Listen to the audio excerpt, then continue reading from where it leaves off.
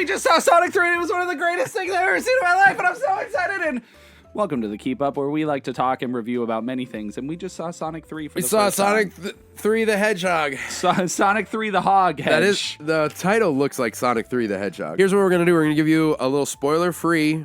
We know it's early. Yes. We're early on this one, so we're going to give you a little spoiler-free review for a couple minutes, and then we're launching into spoilers so you can come back later after you've seen it. Exactly. So if you're here just for spoilers, skip to whatever time I put here. Take that, future Tim. Dang. And if you don't want to be spoiled, avoid this time. And again, future Tim, you're screwed. Yeah. We recently did a retrospective on Sonic 1 and 2. I remember that. And Knuckles. So going into this movie, I was very well prepared. You were? Having rewatched all the movies, my brain was fresh. It was ready to absorb. And man. Did it absorb? It absorbed everything. This was fun to be a part of for me because you came and saw Turtles with me when the Turtles movie came out, and that was great. That was glorious. And this is your Turtles. This is my Turtles. For context, Turtles is my Turtles. Yes. We actually had plans to see this movie at one point at a different theater. Yes. And the theater got infected with rats. So we were going to do the fan event where they gave you a poster and a couple cool bonuses. Yep. We had to make a quick swap, but it was still showing a day early, so we're fresh. Yeah. We're the freshest a baby could be without being invited by Paramount. Next time, though. This movie lives up to the hype. It does live up to the hype. Satisfied me in every way I would want to be satisfied from a film. And Tim's a diehard, so that says a lot. I also think this was a big step forward in our retrospective. We talked about some of the low points in Sonic 2. Overall, we like the movie. Yeah. It's a keeper. Yep. Watch it. But this, especially being the third one, feels like, there used to be this well-known curse of the trilogy where the third one was just never good. Never. This one is easily better, in my opinion, than the second one. Hard to compare it to the first one because they're just so different. The story has moved along so much further than the origin story that is the first one. And the first one, I feel, was a great success. So yes. And the first one, I would say, as the series has grown, it's certainly been leaning more into its video game roots, where the first one feels way more like a family introduction, but they're trying to get everybody, not just the video game fans in it. Yeah. Where the third one is like, oh, this is for Sonic fans. 100%. The service to fans in this movie just kept getting crazier and crazier as you're watching it. The finale is unbelievable. I know we haven't even talked about the rest of it yet, but that is something that you have to look forward to. If you're not a fan, it's just a really fun movie, just like the other two, but being a fan, you really benefit in watching this one. I would say the time you get to spend with the characters you're there to see goes up, like there's more of it, because that was our biggest complaint in 2 and with Knuckles is you're not really with the characters you're there to see. And this one totally, there's nothing held back. Like you're with the characters you're there to see the whole time, except for, there's a couple of points where there's a sort of a side story related to Gunn and a character played by Kristen Ritter. And a wedding. There's no wedding. There is no wedding. No wedding. They learned their mistake, sort of. But we almost got through the whole thing without having to think about the wedding. There's a moment. They make you think about the wedding. But this sort of new storyline that happens just feels kind of like a waste of time. It doesn't culminate in a whole lot, and even less compared to all the amazingness that happens around it. Yes. So it feels like it falls really flat, and it's like, well, what were we doing with that? So there are a couple low points, but they're far overshadowed by everything else that happens in the movie. Yes, and if for whatever reason you're not sure what the story is, this follows a new villain. I put quotes because is Shadow a villain? Oh. Shadow the Hedgehog is introduced. You've seen him in the trailers. You see him all over the place. It's kind of loosely based off the Sonic Adventure 2 game. You follow Shadow as he's getting accustomed to the world because he's been gone for 50 years. 50 long years. Yeah. So very much like Captain America, he has to, get used to the world. It's a little bit of a different storyline than Captain America. Story. It's the same story. He's got a little bit of a different approach to the world. Beat for beat, same story. Okay. So you follow Sonic, Tails, and Knuckles as they encounter Shadow in various environments, trying to stop him from whatever he's trying to do. Yeah, what's he trying to do? And then, of course, you also have the introduction of Gerald Robotnik, which is Robotnik's grandfather, also played by Jim Carrey, which I think is kind of a weird choice. Yeah. For double the Jim Carrey-ness, which you'd think wouldn't be a bad thing. Sure. Who doesn't love Jim Carrey? Yeah.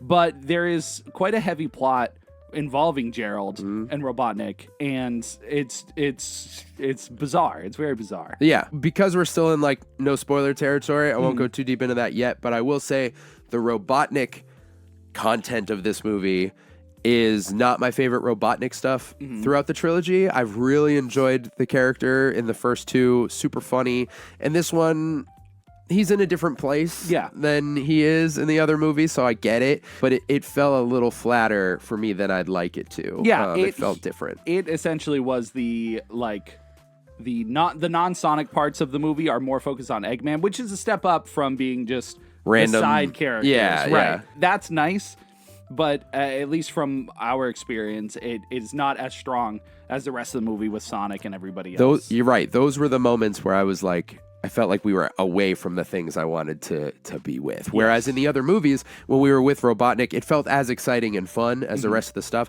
That wasn't really the case in this movie, at least from my perspective. I guess those were the only two things that I would, say going in.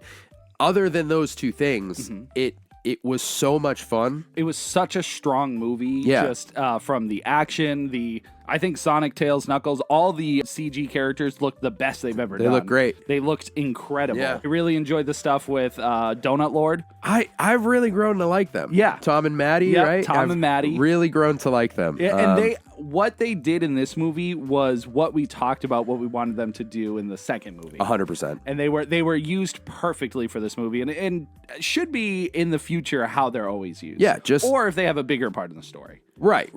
But yeah, I think what you're referring to is like, because I thought the exact same thing. It's like, hey, they're still here. Here's a couple of we go back and forth to them every now and then, but they're not they're not key players throughout the whole thing. And I think what helps is there's Tails and Knuckles for Sonic to bounce off of. Yes. So we don't need to focus so much on the humans when there are so many other characters that can be talked to now. It is cool seeing it go that direction. Like, of course, Sonic needed someone to be in company with throughout the first movie. Right. But as the story progresses throughout, we're actually getting more and more of the lore that we're familiar with, and it feels nice. It feels nice. It really feels like they're listening over there at Paramount, and Sega's really putting in a lot of effort to make sure these are so enjoyable for everybody, because our theater was full. It had kids, it had adults, it had fans. We had people dress up as Maria. Yeah. So it was quite the theater. It was an event. But the kids were laughing at the jokes. They Did you were. notice that? Yeah. So I think it may not be as strong on us when there's really bad jokes or it's super goofy, but you got to remember there's still it's for kids a lot of the time. Yeah, totally. I found it a little heartwarming when the kids were dying laughing at a couple of the parts, and I was like, oh, that's nice. It's nice to be young and innocent. Yeah. Right. Right. Speaking of young and innocent, this is where you're going to leave because we're going to spoiler territory. Yes. We are no longer young and innocent. We're getting to the darkness, the nitty gritty, Yeah. the dirty spoilers. But Keeper, go see it. Yes, it's awesome. It's incredible. It's Action. Animation. Action. For fans, stuff for fans that fans like. Fan service. Action. And before we go, last thing before the spoilers pop up, it currently has a Rotten Tomato score of 89%. Do you agree with that? Do you think that's very fitting for what it is? One of the highest rated video game movies ever. IGN gave it a 6, but no one cares about that.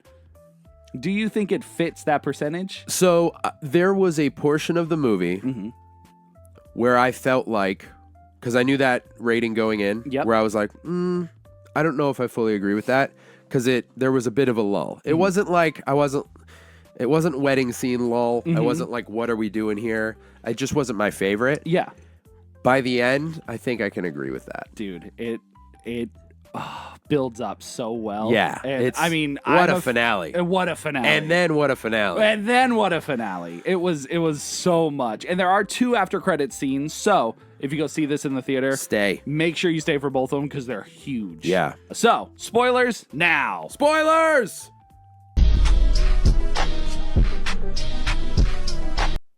Dude, do we start with the after credits scene? No, I almost just said it. You almost just said it? But I was nervous someone might stay a little right, too just long. a little bit longer.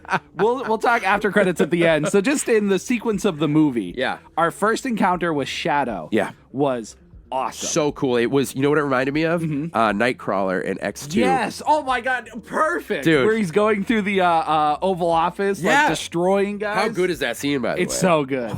Incredible. Go watch X2, but after Sonic 3. Yeah. The scene is bonkers. Shadow's teleporting all over the place. Yeah. And it's funny because you kind of just accept it.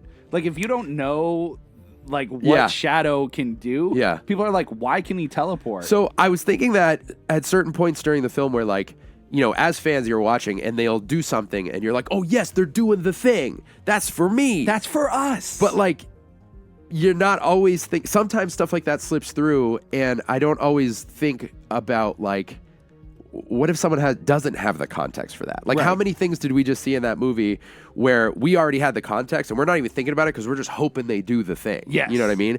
But, I mean, it works, and I don't know, is it even possible to go in blind to something like this anymore? Like, Shadow, I wouldn't say is a deep cut, but he's later. Like, he's later in the lore. You have to have gotten to what? Sonic Adventure 2. That's his introduction? That's the first game he's in. And that's starting to get into the 3D Sonics, which a lot of people do have a hard cut-off point where it's like, I will not play Sonic if he's in 3D. I only like him in 2D. Yeah, they just like the OGs. Yeah, the classics. So you definitely get that kind of disconnect. And Shadow is pretty popular right now because they just had the Year of Shadow. Which it was, obviously Shadow in the new Sonic movie, but the new Shadow game, a bunch of Shadow merch, Shadow, promotions. So, I mean, they're really pushing him. And he was even in Sonic Prime. Like, Shadow has become a really big player. For sure. But he's traditionally more of like an anti-hero type thing. Right.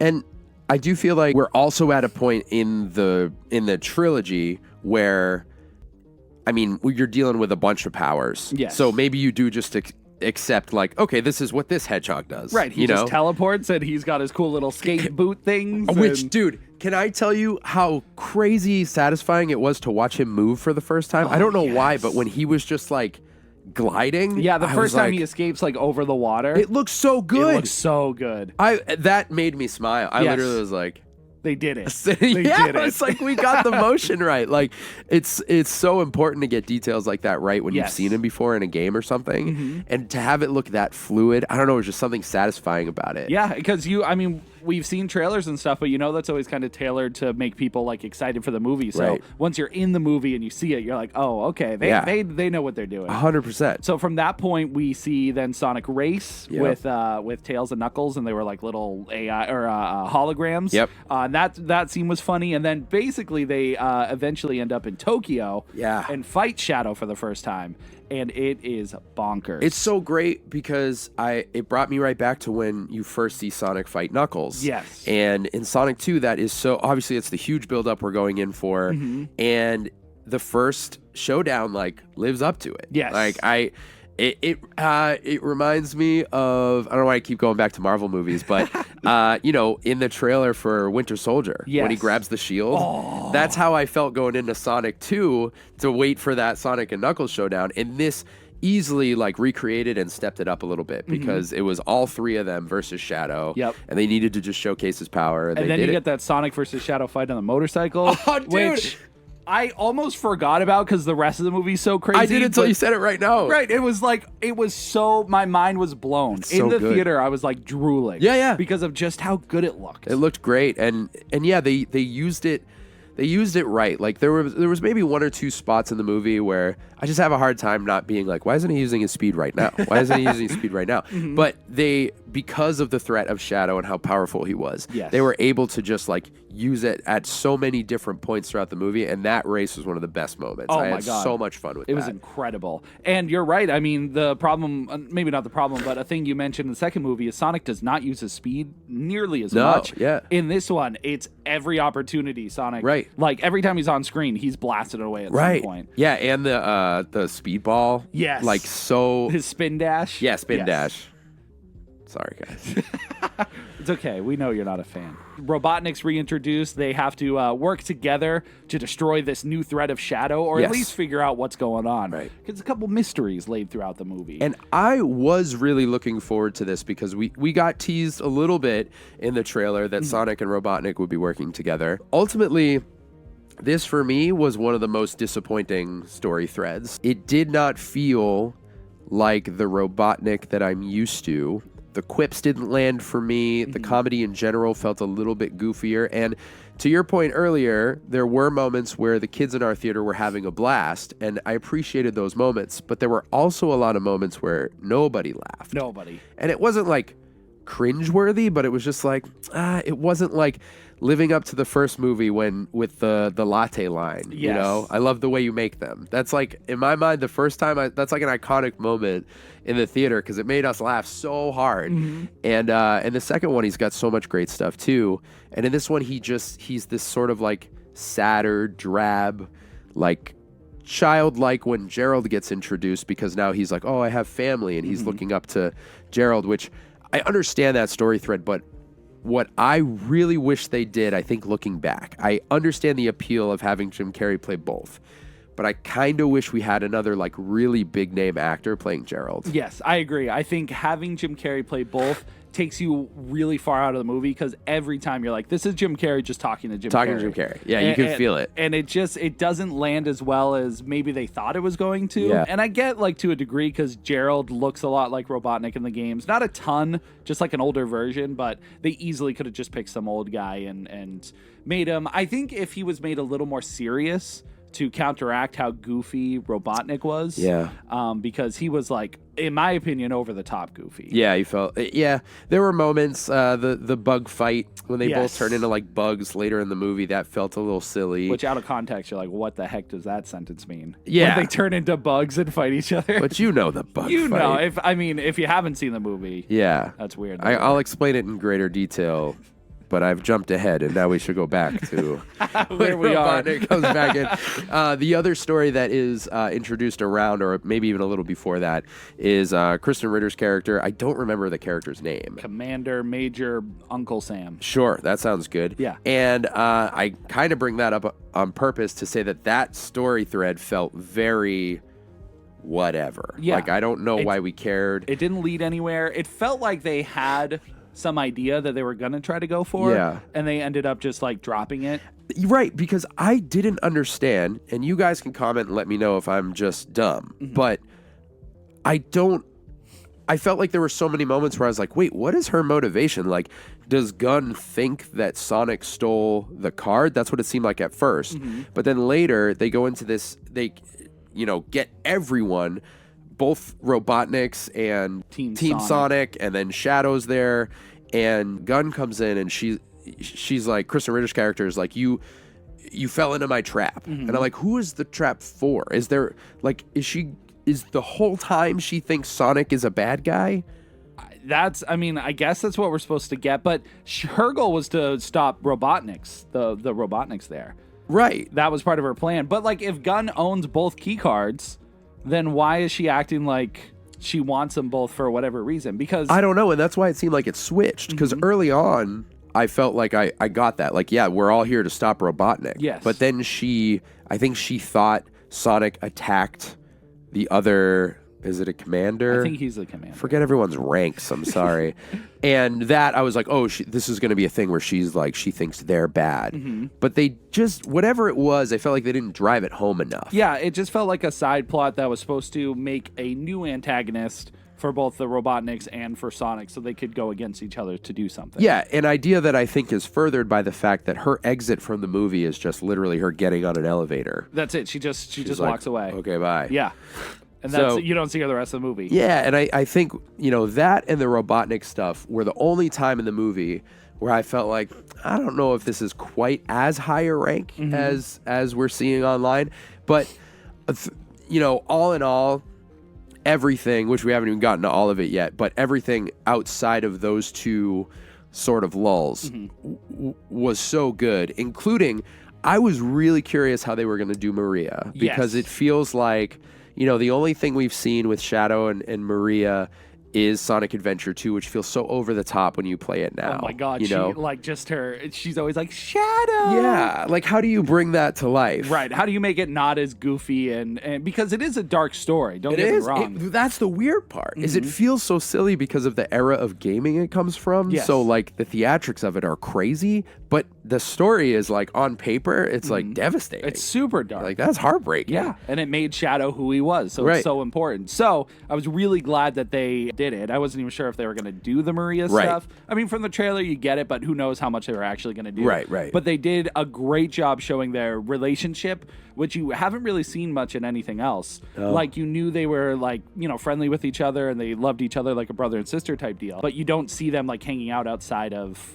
anything, really. So when they showed them, like, having a lot of fun, growing together, and Shadow, like, realizing what it means to be human, or at least good. Yeah. I think it's super important to show how Shadow's heart is where he is in the movie. Right. It made the whole thing make a lot of sense, and it felt grounded and real. And the actress who played Maria, Yes. I thought was great. Because I was like, is this gonna feel goofy? Like, is it gonna feel like silly? And it didn't. It made a lot of sense. It was, and you're right. It was Shadow's like introduction to family. It was Shadow's donut lord. Yes. Except the story did not go the same way for him. You know? And there's a lot of parallels throughout the movie that talk about, like, Sonic, you were one step away from being a Shadow, essentially. Yeah. So it's cool they're, like, parallel to each other. Very cool. Keanu? Oh, yes. Keanu as Shadow. It took a minute. I I had to adjust because it's just Keanu. It's just Keanu. But then it's not. Right. And that's the thing. Like, I was concerned that I would hear him, and I did hear him a lot in the movie, but there were times where I definitely saw Shadow. Yeah. And I was happy with it. I was satisfied by the end. I feel like for Knuckles, it was a similar thing where I was like, that's Idris Elba. But then it's like, no, that's Knuckles. Like, Right. they now really, I don't hear Idris Elba at all. Right. A couple other, like, amazing things, them going to Japan and going to the Chow Garden. Oh. I could not believe they did that. So they incorporated the Chows. They brought back the Chow Garden, Yep. Which people, I mean, there's no game or anything, but it's still really cool that they even referenced it. There's so much heart put into everything, from the scenes to the way the characters talk. So many references in lines, Yes. too. Like, there's one part in particular at the beginning where Sonic references no popcorn and a terrible in-flight movie, which is what he says at the beginning of Sonic Adventure 2. Wow. And I was just, like, I didn't even catch melting in that. my seat with excitement. See, I didn't catch that. That is so cool, because even the things that I caught, I was like, these people either are fans, Yes. the people behind this movie are either fans or they did their research and they did it justice. Yeah. Because we haven't even gotten to the best part, which is the finale of this movie. It, unlike anything my hopes, no matter how high they were, they smashed Dude, them. it was so good, and I think what almost made it, well, no, it's incredible regardless, but what was interesting to me is it came out of what for me was kind of a lull. It was a peak in Robotnik's story. Yes. But this was where he and Gerald have this fight, and they use technology to turn into bugs, and they're like fighting each other, and it feels goofy, and it's, it's whatever, it's tolerable. But after that, we go to Sonic and Shadow, and Sonic has lost it, and he's out for revenge. He's now on the Shadow arc, and he is the one in Shadow's place now, where he's only out for revenge. He's leaving his friends. He powers up. Yep. And I just, everything from that moment. It's so hype. So you have a great fight between Sonic and Shadow, where Shadow gets to become Super Shadow due to, basically he just punches Sonic so hard that he loses his super ability. And I gotta say too, they really sell the power, like all of the effects around when someone gets punched or run into at a certain speed. When Sonic friggin' literally knocks Shadow to the moon. Uppercuts him to the moon. That was crazy. That was crazy. I don't know if I've ever seen anything like that. Maybe in like 2 anime in my life. Right. It's Dude. so cool to see that on the big screen in a Sonic movie. Yeah. Oh. It was so cool. And then Sonic and Shadow have a little bit of heart-to-heart on the moon. Which, how good is that frame where they're sitting on the moon? Incredible. Where they're both looking down at Earth. Oh, it's so... I was like, this. It could just hang here for a minute. That's it. I'll sit and watch this movie. It's almost as good as the rock scene from Everything Everywhere All at Once. Oh yeah, where they're the 2 rocks. Dude, same vibes, Except really. It's Sonic and Shadow. So they have a little heart to heart, and Shadow decides like, no, I'm gonna try to save the world. I'm gonna help you guys, and then they start playing the theme to Sonic Adventure 2, Live and Learn. Couldn't believe it. Couldn't believe it, because it's movies, and movies don't traditionally borrow the music from the games. Not like unless it's that. Not like that, Not right? straight like this song Yes. is now here. Is here. This is like, and it was 100% for the fans. Yeah. It's super hype. My only complaint is that midway through the song, they go back to Robotnik fighting Gerald. And I'm like, no, keep this as one big sequence with the music playing all the way through. And I was really nervous that that was it. That was it. We had the song, like they were going to fight this big army of robots. Right. And so the music cuts, they go back to Gerald and Eggman fighting. Luckily and thankfully, it cuts back to them back in space fighting and the music's playing again. And it is unbelievable. It's sort of what drove home for me that the Robotnik stuff was taking me out of it, because they literally did it. They took me, and it wasn't funny enough. It wasn't exciting enough. Right. I didn't care about it. I was like, take me back. If I was an editor, I would just have the fight before that or the fight after. You do not have to have them happen at the same time. Yeah. Or, if you're going to cut to it, do it right before they power up. Yes. Like, you can go from Sonic and Shadow to that, because I get why they did that real quick. You want to keep the continuity of what's going on with the Robotniks and what's going on out here. But to show to play the music and be like, ah! And then Everyone in the theater was clapping. It was crazy. Dude, so many applause breaks. Yes. I think there were 3. Yeah. Not breaks. The movie kept playing. And they stopped the movie, like, everyone clap, and then they turn it back on. But that sequence, them playing the song. Dude, goosebumps. And the whole sequence. Dude, props for the song. Yes. Being that impactful. You know what I mean? Yeah. Because it's the realization of, they're like, oh my gosh, they're playing the song. But also, it gives, like, a gravity to that moment. Yes. That's like, I don't know, when did that game come out? 2001, I think. So, like, 22 years in the making for this. My math is bad. 23. Yeah, that was close. Sorry. But yeah, just like the history behind that song and them playing it and what's happening. It's just a flood of, like, I don't know. Unbelievable. I do know. It's a flood of everything a fan could want in that moment. It feels like the peak culmination of what we've been wanting from these Sonic movies and just given to us. And it looked so good. It looks so good. Yeah, I think that'll be great to watch at home, too. You don't have to go to the theaters, but, man, do I recommend it. It closes as movies do. The movie eventually ends. With both Shadow and Eggman presumably dead. Yes. Which Eggman was presumably dead in the last movie, so you know how that goes. And then Sonic and his family just have a nice race at the end. Yeah. However, no good Sonic movie ends without some post-credit scenes. That's real. And Brett, when I tell you, this might be the best post-credit scene, not only in Sonic, in any movie in the history of forever. I was waiting for you to say that. It's so good. So what happens, of course, is Sonic accidentally ends up in New York. Why, I don't know. He overshot it. He overshot the race. Which I think is funny. Actually, that made me laugh. Yeah, it was funny. He's like, oops, a little too far. So he is in this dark forest. Yep. And completely like out of nowhere, Metal Sonic shows up. Here's where I thought the scene was going to stop. Exactly, because in any other like post-credit scene, we see like Shadow, and they zoom in on his face, and his eyes open, and that's how it cuts. Yep. Tails gets just a quick little thing. Like they've all been really cool, but they're just like little teases. We got Metal Sonic, which I feel like was like little to no fanfare. He just shows up. And you're like, this is insane. They're showing this at the end of this movie. So he's slowly sneaking up on Sonic, has his like whatever energy beam blast about to destroy Sonic. Of course, Sonic's too fast, gets behind him, destroys him, well, at least punches him, and sends him flying. And that's where I thought the scene was going to end. And that would have been a great place for it to end. Yeah. Sonic gives a little quip, and then a bunch of eyes start glowing in the forest, and then 100 different Metal Sonics show up. And that is where I thought the scene was going to end. And again, that's totally where it should have. Yeah. And Sonic looks like he's in trouble. They're surrounding him. He's in trouble. And then the hammer. The hammer comes flying through. And Thor. And Thor lands right next to Sonic. And all the Metal Sonics get trashed, and you see this hooded figure in the moonlight flying through the air.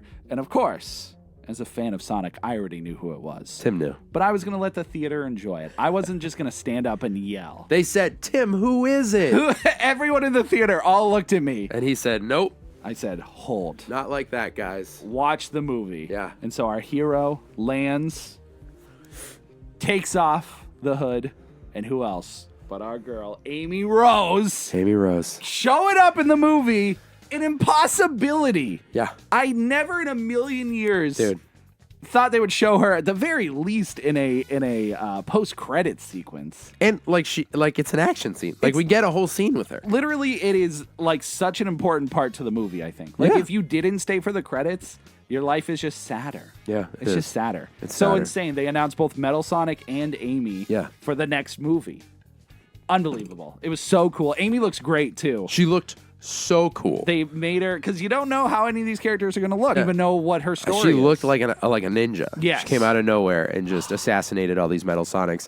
And you know what's really cool? Because every one of these movies, in my opinion, has given us way more as a post-credits than I would ever expect. Like, I thought they would tease Tails. Yes. That we see Tails at the end of the first one. Yep. I thought they would tease, you know, what's going to happen in the next movie at the end of 2. All they had to do is show like shoes or something. Yeah, like I didn't know they were going to show us Shadow. Yes. Like they showed us him at the end of it.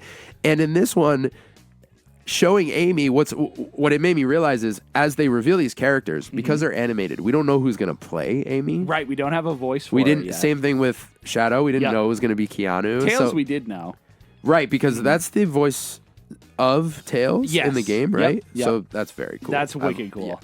Yeah. So I'm curious to see how that goes, who we're going to get to play Amy. And it's wicked cool they showed her, because they really could have just like had the hammer and like landed and been like, that's it. But they show what she looks like, and it's so exciting. It really is. But of course, that's not the only post It's not. There's more. There's another one. So now after you sit through the entirety of the credits, there is this big hole in the ground of fire and sparks and death. And what do you see but one of Shadow's little wrist cuffs, which, if you didn't know, that is his power limiters. So when he takes them off, he's twice as powerful. I did not know Hence that. why he does it in the movie. So cool. you find one in the ground, and then you see Shadow's little feet show up. He shuffles onto screen, and he bends over and picks up his power inhibitors, and Shadow is alive! He's alive. We're back. And it was the perfect end cap. There's no questions other than Eggman, if he lives or dies. Yeah. But everything else is pretty much answered. Were I to give my opinion on that, I would say this was his, going out in a blaze of glory. We're probably not seeing him again.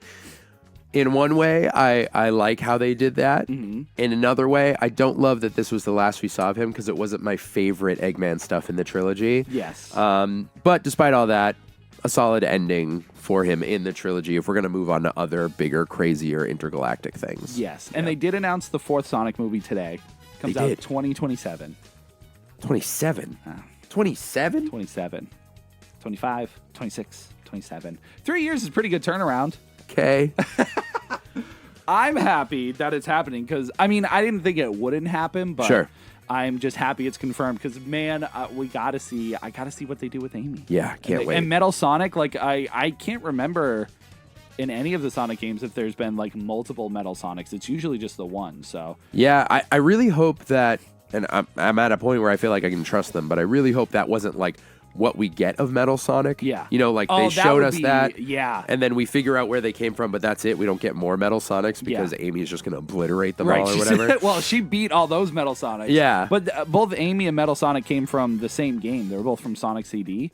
Oh, okay. Yeah. So she might be have been fighting Metal Sonic for a long time, and she's a little more rough and gruff. Is there like a Super Metal Sonic? There is, a stronger version? Yeah, there was one in Sonic Heroes, and I think he's called like Neo Metal Sonic or something. Maybe we'll get that. Because he's crazy looking. He's got like a big cape, and his quills are like sharp demon stakes. Speaking of sharp demon stakes. Yes. Did you think we were going to get a powered up Sonic and Shadow in this? I was spoiled on that because McDonald's has a line of Sonic toys to celebrate the movie, and there was a Super Shadow toy. Bro. So imagine going to McDonald's, getting the Sonic toy, and you get a Super Shadow toy. You're like, no! You get spoilers at McDonald's, because they had every other character. Of course, no Amy. They had all the That other would have been crazy. That would have been like, nuts. wait a second. Hold on. That was the only spoiler I got, though. The internet, I was on it, but I was very cautious. Yeah. Because there were some leaks, there were some spoilers, like people talking about it. I knew it was going to happen. I wasn't sure how it was going to happen. Sure. But they really did the Sonic Adventure 2 thing and had them fight in space, and it was so freaking cool. That is pretty freaking cool. Also, do you think there's any rings left? Knuckles said last one. He said last one, and I always wondered if there was like a finite amount of the rings. Because Sonic had the bag. Does that mean Sonic's going to die in the next one? Yeah, he's No out of ri- rings. no rings There's left. no rings. Dude, But I don't always know. wondered if they were going to go back to Green Hill for a movie. That's what I'm wondering too. Because now that Knuckles is like friendly with him, I assume he can convince his clan. That's a good point. Also, how weird would it be? I don't think has this happened in other movies. I mean, I know we've gone to different like realms and planes and things like that. I guess maybe Avatar is the obvious answer. But how weird is it to think that this movie started? I mean, technically, the first thing we see in Sonic 1 is him in like his dimension. And then we're largely based on Earth. Yes.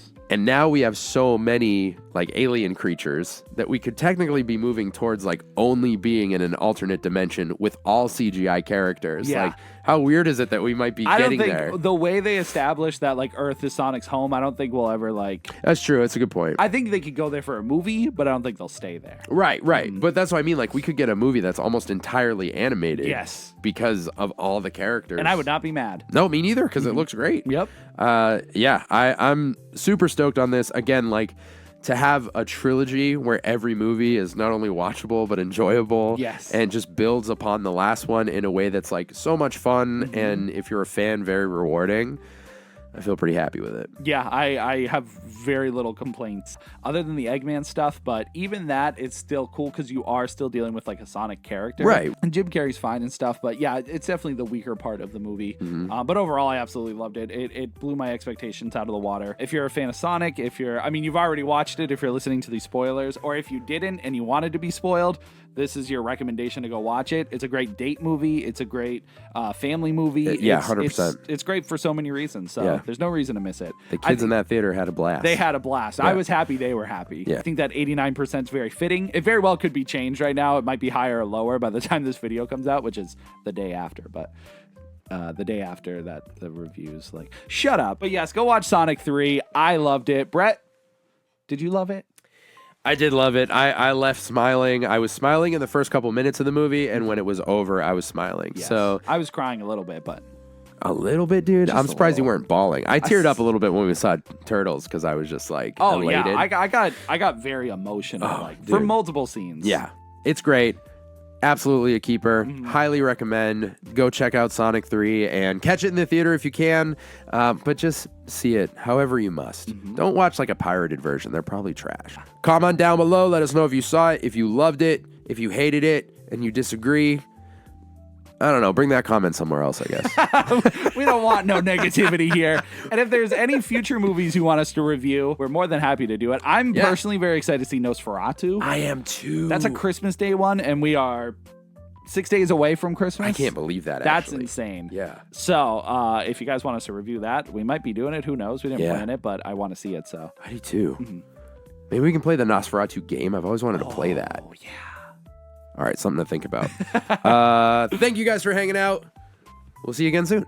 Gotta go fast. Oh, you do? I do. Bye. Hey, you made it to the end of the video. Very cool. If you liked this video, don't forget to subscribe to the channel and to the Keep Up podcast wherever you listen to your podcasts. You can also find us at patreon.com/thekeepup, where you can support us monthly for as little as $1 per month, and you can get yourself some cool Keep Up merch in our Etsy shop. Links are down below. Ready to get started? On what? We're doing the bumpers, aren't we? Yes, we're doing the bumpers. Do you have, you got the remote? Of course. Just hit record and we're ready to go. All right.